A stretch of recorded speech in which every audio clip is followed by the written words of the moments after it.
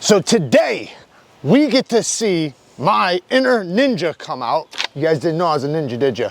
So we're gonna test out a real authentic sword. Let's get into it.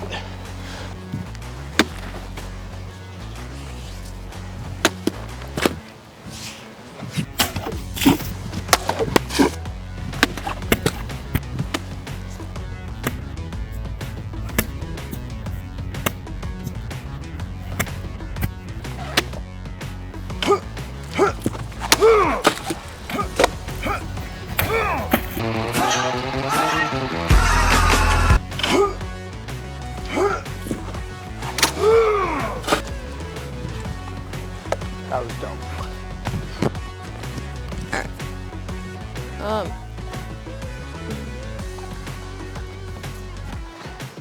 Okay, are you ready? Give me 1 sec.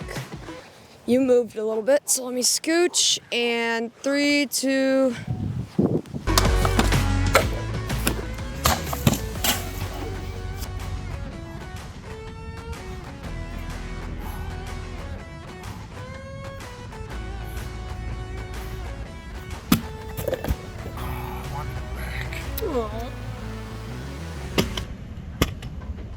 That was perfect! Perfect! I did it! Swing. That was awesome. Perfect swing.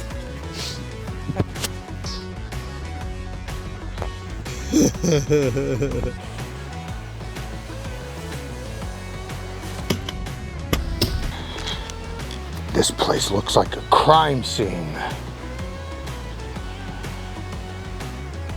So really quick, I just want to stop and talk about what it's like swinging this blade. One thing, it is absolutely beautiful, absolutely gorgeous, and it does have a relatively sharp edge to it. And through all the use, it's taken very, very little damage. You can tell this thing is extremely, extremely tough. Swinging this sword is a lot more difficult than you think because it does have a significant amount of weight. I've swung tools my whole life, so it's pretty natural to me.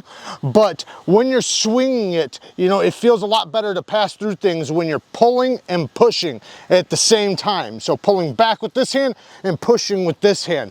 Now, swinging it one-handed, you know, it's pretty wieldable, but like I said, it's got some weight in the front end. But once you start getting used to it, you know, it does feel a lot more natural. But right at first, you're like, you know, that's pretty heavy to swing.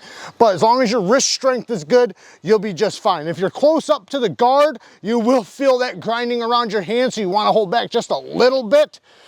The width and depth and just the grip of the handle itself, I know it's called something else, forgive me, is actually pretty comfortable, and you have a ton of room, so you can go from all the way back here and up here, close up. It doesn't really matter. It's very comfortable. The blade is super beautiful. It has a hamon all the way down it that I could see, and the sheath is, I know it's called something else, so stop it.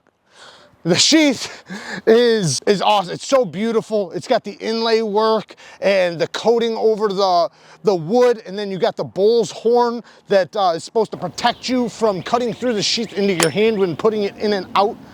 But yeah, this thing is just, yeah, it's absolutely incredible, and I feel amazed that I was able to actually swing an authentic sword.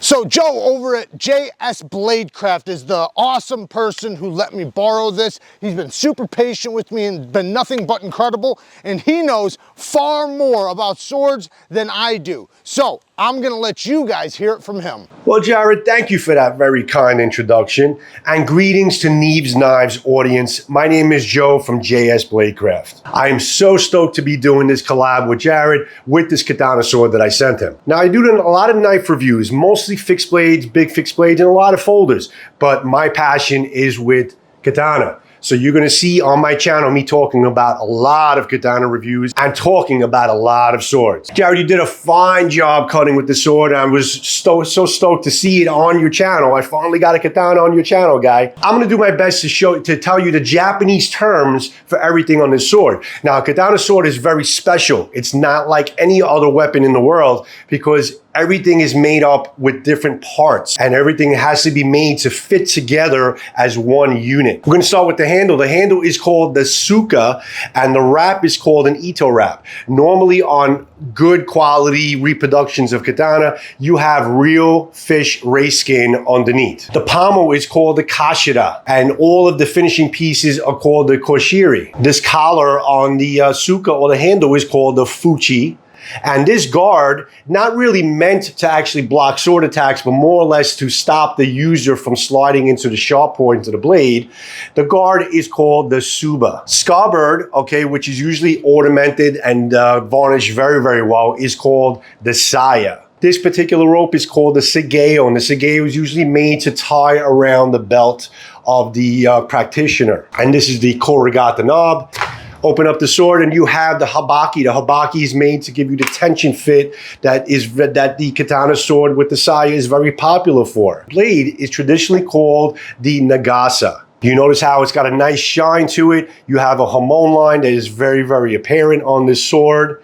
I actually had to do a lot of polishing on this because Jared really did a number on his cutting, which I'm glad to do. This particular sword is provided from Swords of NORTHSHIRE. Swords of NORTHSHIRE is a very good company because they give you the option of customizing the parts of your sword to your liking.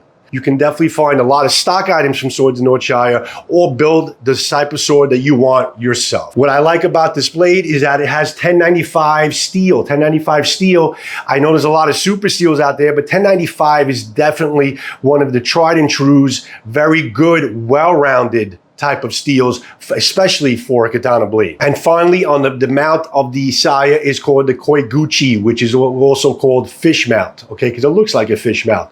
It's made to basically slide in like a rail, lock into place, use a thumb push to kind of pop it out, and it stays in place very, very well. So this is a 1095 standard katana length 27-inch sword from Swords of NORTHSHIRE. Okay guys, so this was a very quick and dirty view of this katana. If you want to see any more detailed specs or learn more about katana, please don't forget to please follow my channel and I'll take you through that whole tour. So guys, I'll leave you with this. Work hard, stay tough, society is relying on you. Peace out everybody.